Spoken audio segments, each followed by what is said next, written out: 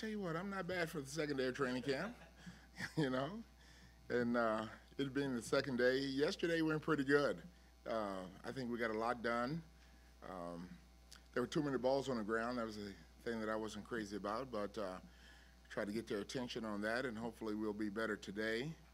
You know, the thing about training camp is you have to move on, and so you added new plays, new formations, new coverages, new fronts. Added those last night and this morning, and we walked through them just a minute ago. So now this afternoon, we'll see how much they retained, and then go from there.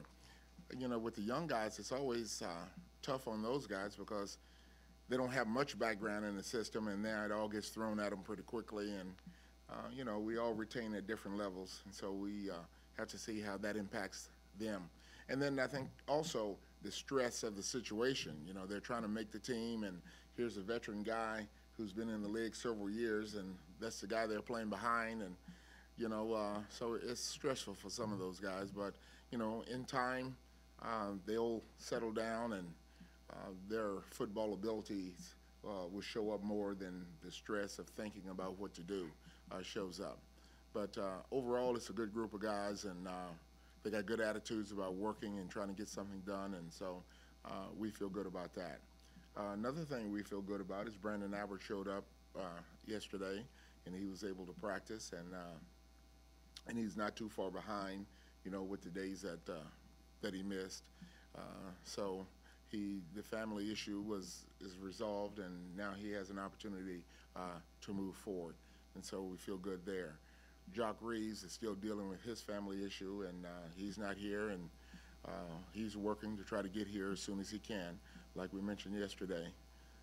But overall, things are going okay, and hopefully they will continue to be that way. How much do you add each day, or how do you go about deciding how much to add and put on these guys each day? You talked about putting in some new stuff last night. Well, right. Well, during the off season, that's one of the things that we as coaches do. You evaluate your system and try to see what you need to get put in. But basically, as you look at things, you know, 2 weeks we were playing a game, so we try to get everything in the first week. You know, so they get quite a bit thrown at them. But yesterday and today were primarily first and second down days, and then we're going to move on to third down and 2 minute and red zone, you know, and have it all in by the following Saturday when we have Family Fun Day. And so have it all in by that time, and then a week later you play a game. You know, so that's kind of the thing. Try to get the majority of it in a week, and then there may be one or two things that you add as you go along the following week. Crazy question. Yeah, the off-season program, the OTAs, why are newer things added? You had to see what you had on the field back then, or why are new things put in today where maybe they could have been put in May, you know, when you're on the field in May? Oh, yeah. You know what? These are young guys we're dealing with, and when they leave in July, they forget to remember some of the things that we taught them. So it's not the new stuff, it's new stuff in the spring? Well, yeah, it's a rehash of the things we did in the spring, and then we as coaches, you know, sometimes we come up with some ideas, and we might add one or two new things, and so then that gets included. Have you noticed that guys have been remembering the stuff that they learned during our season? After we remind them, then, yeah. Well, you obviously can't have the players on the field as much as you could back in the day. What's that extra time on the players' part? What's that extra time spent in the classroom? Classroom, weight room, and then they get to rest a little bit between the walkthrough and practice. You know, we have to give them some downtime, and so there's about a 3-hour window there that they can go take a nap. You know, we're allowed to have meetings in that 3 hours, but I think it'd be beneficial. It's beneficial for them to take a nap and get rested up for the afternoon practice because, you know, we added a little bit more time to the afternoon practice. Talking about the evaluations of what to put in, how much different is this training camp than maybe what you went through in Cleveland, just because of changes in the CBA? Can you talk about maybe the differences in evaluating what to put in and how to do it? Well, it's the number of padded practices. That's the main difference. You know, you can only have one, and you're on a 2-1 rotation when I was in Cleveland. You know, you could practice in pads, then have a walkthrough, or not a walkthrough, but a practice without pads, and then have another practice. So you could get 2 padded practices within 3, you know, back then. And this way, it's only 1 padded practice a day. And so that's the main difference. Why not do padded practice in the morning when it's weather like this as opposed to the afternoon? Because it's tougher in the afternoon. It's hotter, you know, and they have to push themselves more.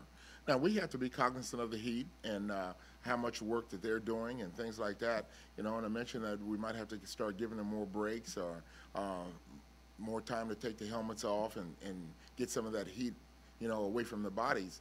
But so far it's been ideal weather, so we shouldn't have to go to that yet.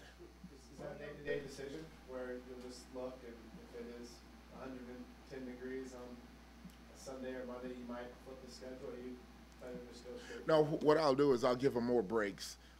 But if it looks like that it's going to be an extended 110 temperature week, you know, then we might flop it and go in the morning.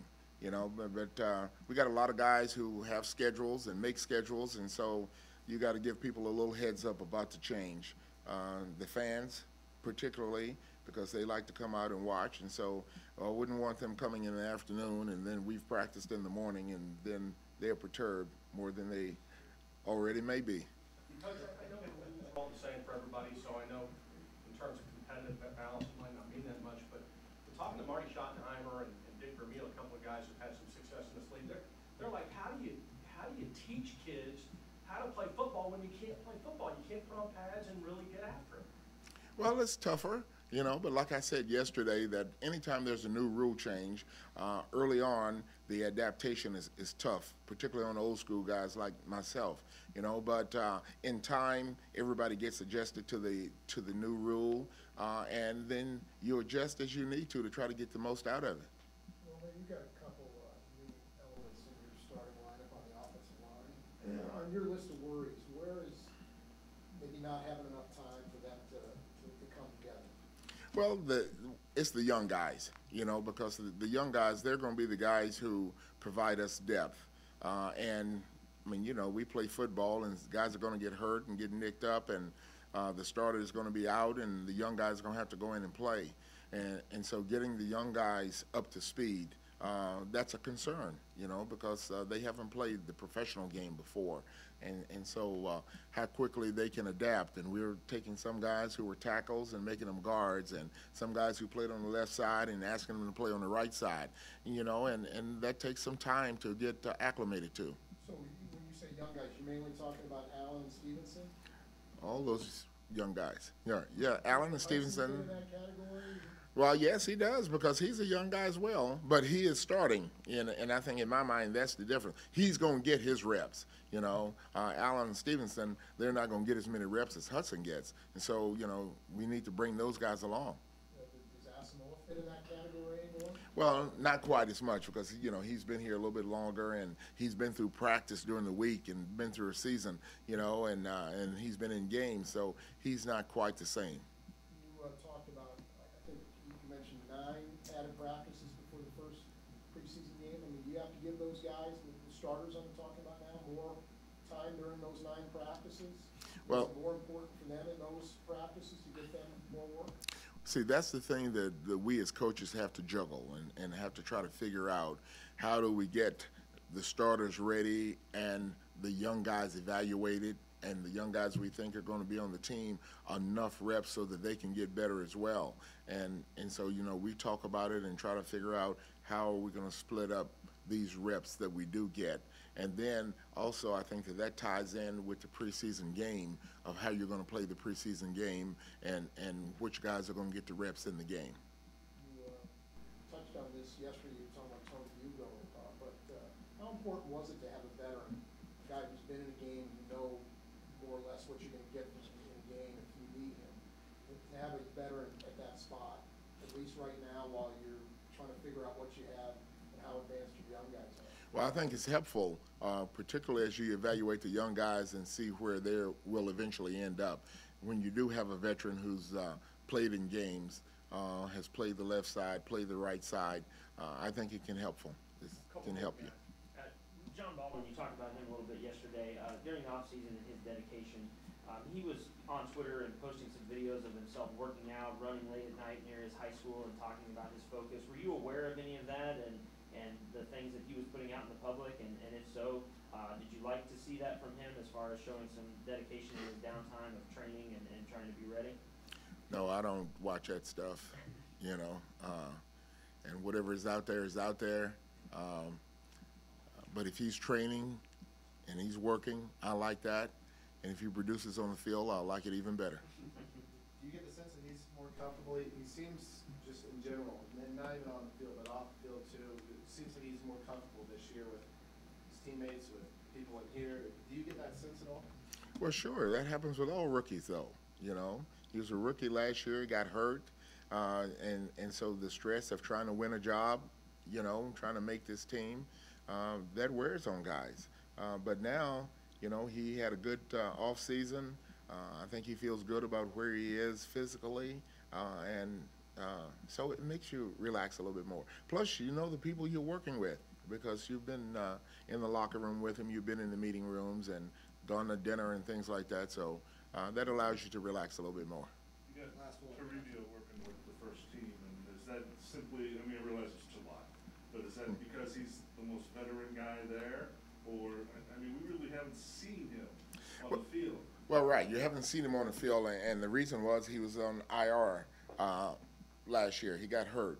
You know, he had a pretty good camp the first couple preseason games. And Toribio is a technician. He's a really good technician. And playing that nose, that's one of the things that I look for. And he would have been competing for a starting position if he hadn't gotten hurt. So now he's rehabbed and he's back, and so that's why he's the starter. Is he, will you, no matter what, your 3-4 will always be a 2-gap? Is there any chance he'll change that depending on maybe what a player can handle? Not the fundamentals of it. I think the fundamentals will stay the same. But within that system, you know, we could say, okay, you can move to the right and you can move to the left, you know, by game plan. So we have some flexibility in the system. All right, thanks. I just want to let you go. It's nice to have a veteran, as you say, but you wonder, why is he bounced around? Something's obviously lacking by judging, you know, some other teams that. Well, right. You know, but that happens in the NFL. Guys go from one team to the other, and for whatever reason, they're not able to stick, you know, and sometimes it's injuries, sometimes it's circumstance. You know, he was available, and we felt like that there was a need for us, so we added him to the team. Now, whether he sticks and how long he stays, you know, that's kind of going to be up to him.